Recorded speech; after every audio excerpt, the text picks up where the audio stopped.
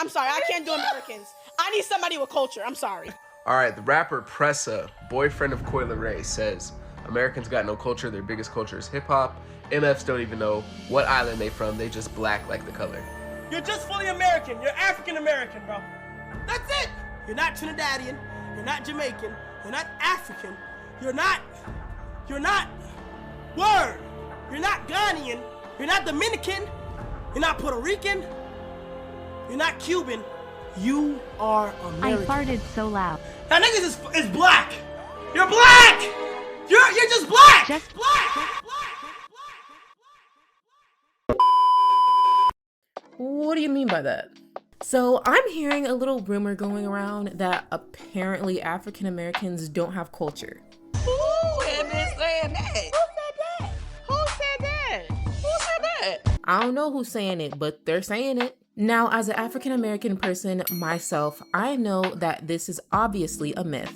But I've taken it upon myself to start a series exploring African American culture, from food, music, language, and so much more. Now, why would I do this exactly? Because we got culture at home.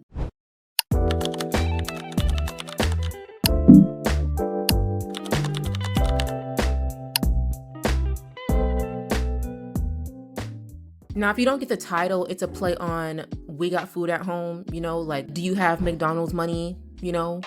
African American culture is extremely rich in history, especially when it comes to cuisine. Now, when I think of culture, one of the biggest things that comes to mind for me is food. So in this episode, we're gonna focus on 3 types of food: soul food, Gullah Geechee food, and Creole food. First up is gonna be soul food. But very quickly, before we get started, don't forget to hit the subscribe button and the notification bell so you can be notified when new episodes of this series drops. Do it right now. Okay, let's get into it. Soul food is more than just a cuisine. For a lot of African Americans, soul food has been a source of comfort, identity, and sustenance for a very long time.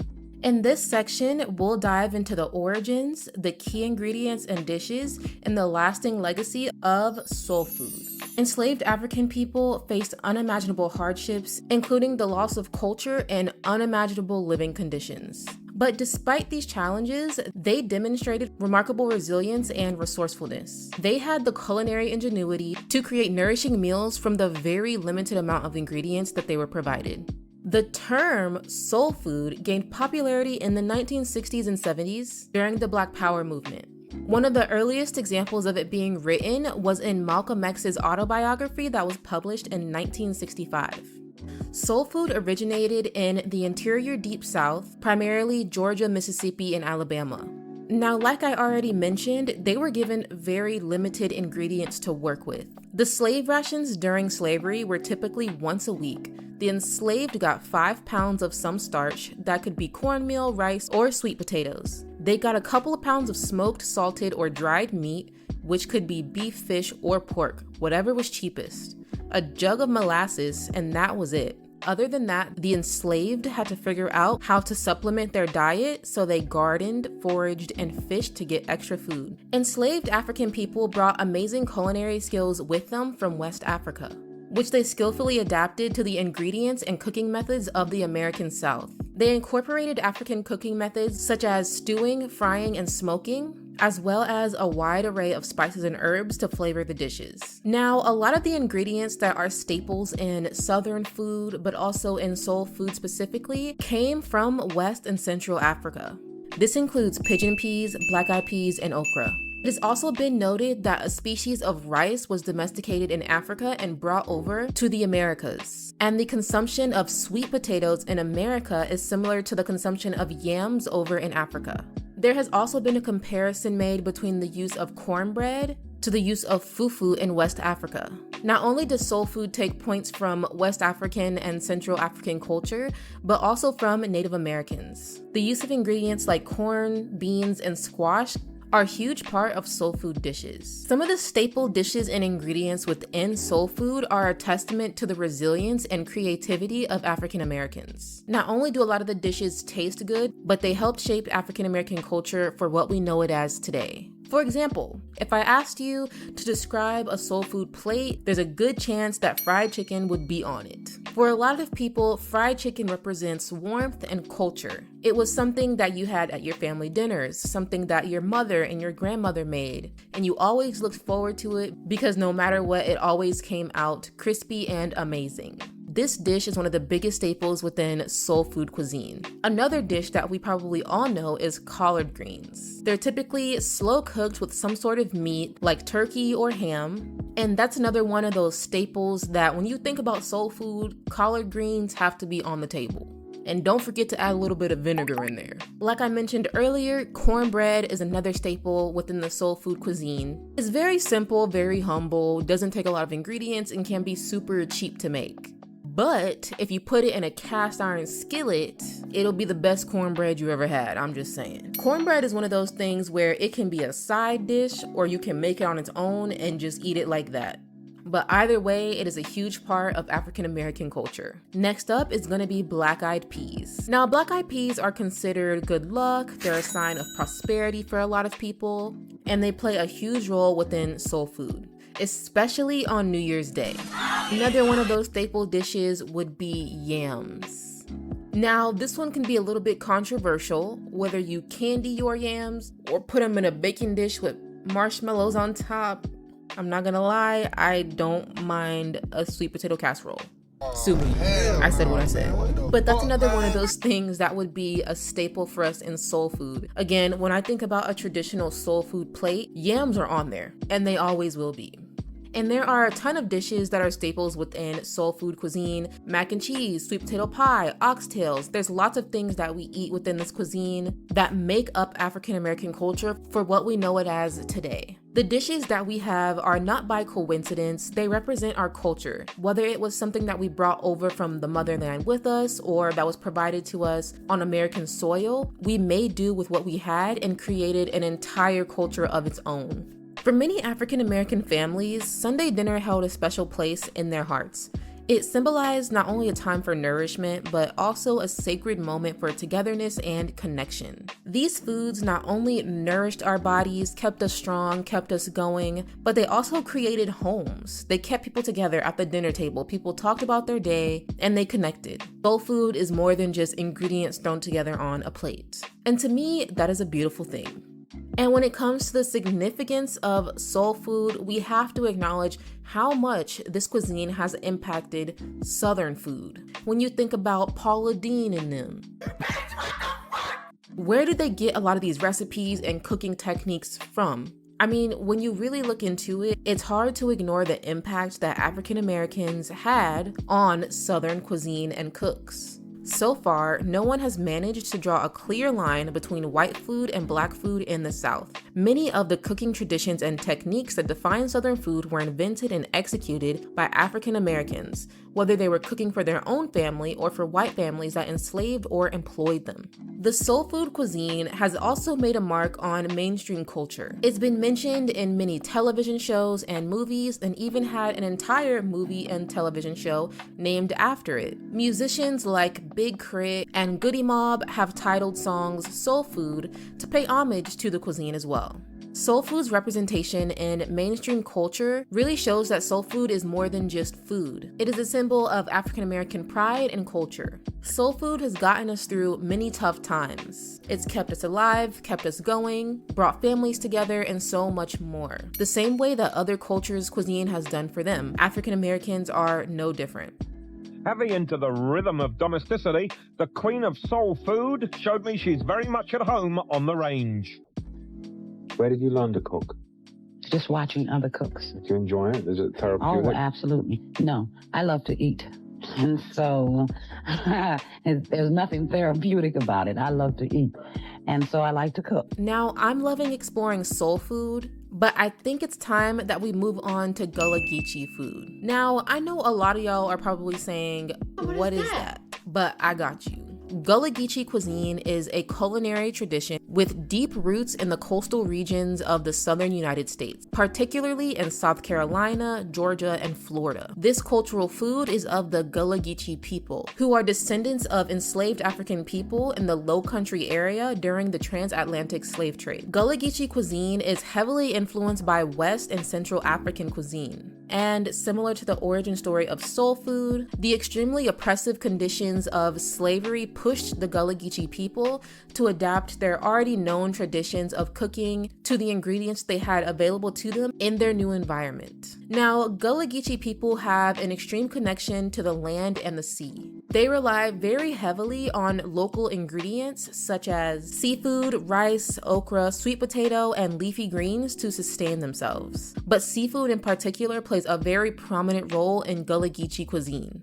Another type of ingredient that Gullah Geechee people heavily rely on is grains, like rice, bean seed, and millet. Like I mentioned earlier, rice was cultivated by enslaved Africans in the Low Country and became a cornerstone of Gullah Geechee cuisine. Gullah Geechee cuisine is characterized by its dependence on fresh and seasonal ingredients. Similar to soul food, Gullah Geechee recipes have been passed down from generation to generation as a means of staying connected to the culture. Similar to the originators of soul food, Gullah Geechee people had to get creative. It's no surprise that a lot of the dishes within soul food and Gullah Geechee food are very similar, yet different. They were just overall very creative and resilient people. They went from having their culture completely ripped away from them to creating a whole new culture of their own in their new environment. Every source that I found about this cuisine let it be known that seafood is a staple ingredient within Gullah Geechee food. Shrimps, crabs, oysters, you name it, it's essential. I mean, they are by the water after all. Dishes like shrimp and grits, a comforting combination of creamy grits and savory shrimp, showcase the flavors of the sea, is a staple dish within this community. Another dish would be crab cakes. Made with fresh crab and seasoned with herbs and spices are another favorite among the Gullah Geechee people. Another one of their dishes is going to be a Low Country boil, also known as Frogmore stew, Beaufort boil, Tidewater boil, or Carolina one pot. It is a seafood boil that originated in Gullah Geechee culture. The dish is made with shrimp, sausage, corn, potatoes, and other ingredients, and is typically cooked in one pot. Another one of their iconic dishes is going to be okra soup. Okra soup is a hearty and flavorful stew made with okra, tomatoes, onions, and the cook's choice of meat, such as shrimp, turkey, beef, etc. Okra soup is a Low Country staple. Now, one of the most interesting names for a dish that I saw while looking up Gullah Geechee cuisine was Hoppin' John. Hoppin' John's is a traditional Southern dish with African origins. It's a very hearty dish and it's made with black-eyed peas, rice, and smoked pork. It's typically flavored with onions, garlic, and other spices. Delicious, but carries a symbolic significance. Like I mentioned earlier, black-eyed peas are seen as a symbol of good luck, and this dish is no different. Hoppin' John's is especially popular in the South on New Year's Day because it's thought to bring good luck with the peas representing coins. It's often served with collard greens, which are said to be representative of money. Some people even place a penny underneath the Hoppin' John's dish to bring a little extra luck to the family. As far as the name of the dish, legend has it an old man who sold rice and peas in Charleston had a hobble when he walked, which earned him the name Hoppin' John. Now, although Gullah Geechee cuisine is lesser known than soul food, it is just as important. It plays a vital role within African American culture and communities, is a symbol of resilience and cultural heritage, no different than soul food. Did you know that the popular show Gullah Gullah Island was based off of Gullah Geechee culture?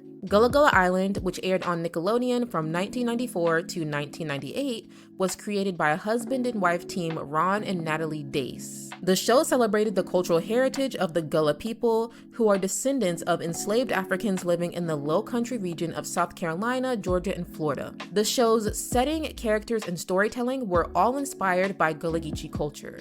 It incorporated elements such as music, language, dance, and other traditions. This show introduced children to the vibrant culture of the Gullah Geechee people, and to this day is beloved by audiences that watched it. I never saw the show, but I think it's pretty awesome that this culture got such a large platform in media. Last, but certainly not least, is going to be Creole cuisine, specifically Louisiana Creole. Now, Louisiana Creole food is very vibrant and colorful, just like the culture itself. It is deeply rooted in the cultural heritage of that region. It's influenced by French, Spanish, African, Native American, and Caribbean culinary traditions. Now, despite the culmination of cultures within Louisiana that helped create this dish, the African American influence cannot be ignored. But before we get there, let's learn a little bit more about Creole.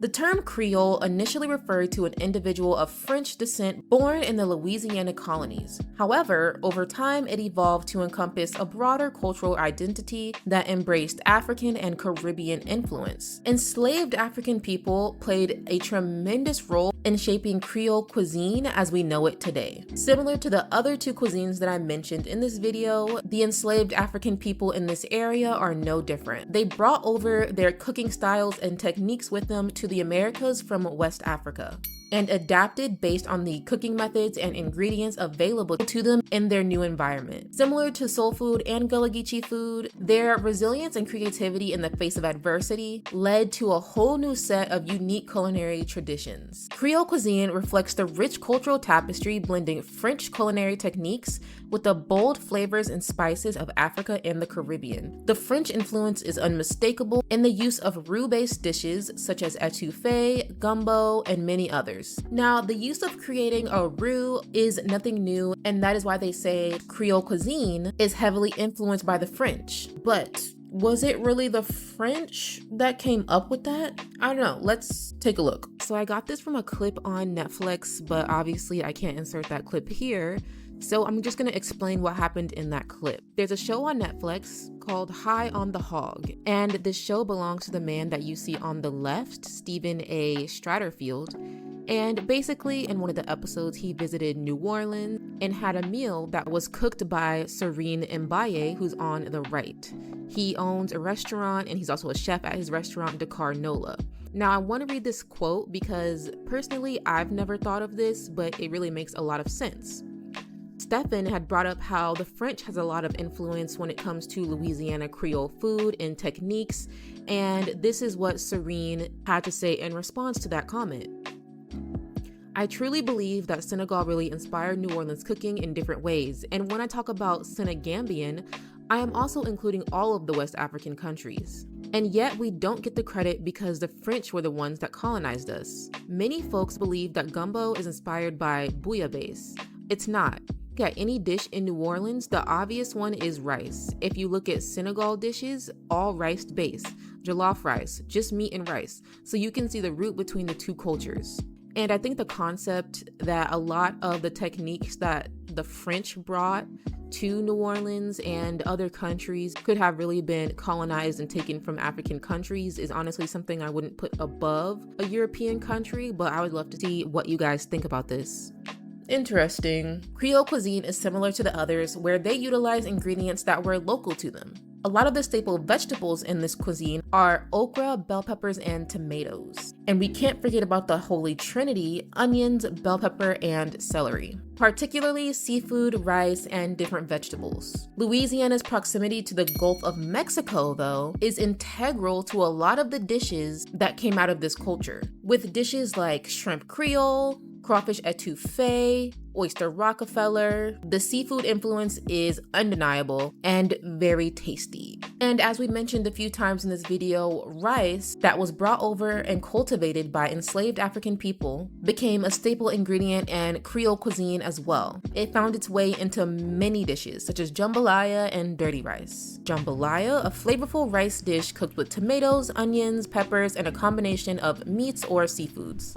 Another very popular dish in Creole cuisine is red beans and rice. It's a very hearty and comforting dish traditionally served on Mondays. And we definitely can't forget about beignets, a classic New Orleans pastry covered in powdered sugar. And like I mentioned earlier, Creole cuisine is very colorful and vibrant, just like the culture itself, with many festivals and holidays, and that's where you start to see things like King's Cake, which is a traditional Mardi Gras dessert that typically has a little baby hidden inside.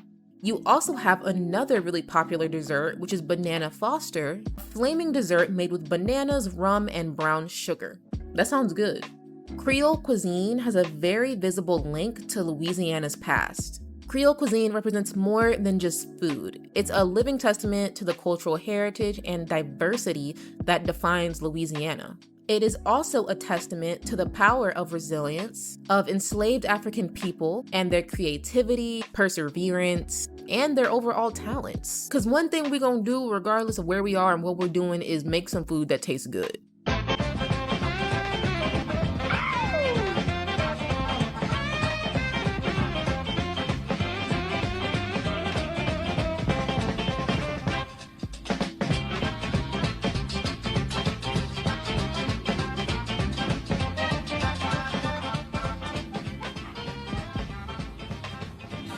It come out good now.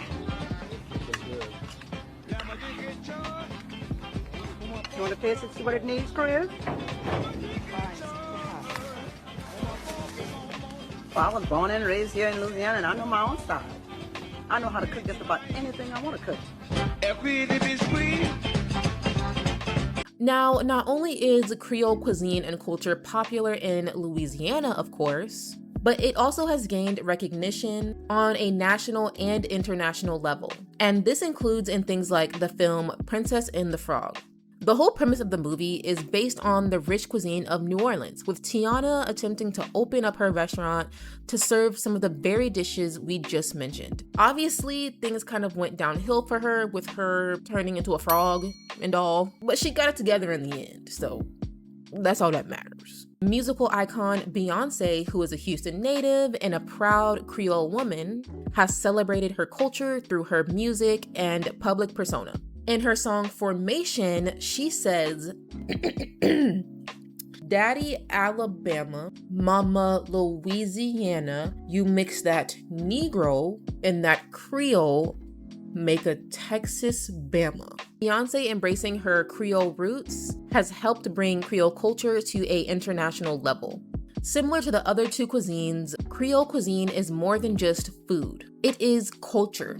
From family gatherings within the home to Disney movies, Creole culture and cuisine has left a mark on pop culture and individuals alike. By celebrating and preserving Creole culture and cuisine, we pay homage and respect to those who fought so hard to pass along their culture, heritage, and traditions. By speaking about it and honoring this culture, we continue to do the same. In this episode, we embarked on a very flavorful journey. I don't know about y'all, but I'm hungry.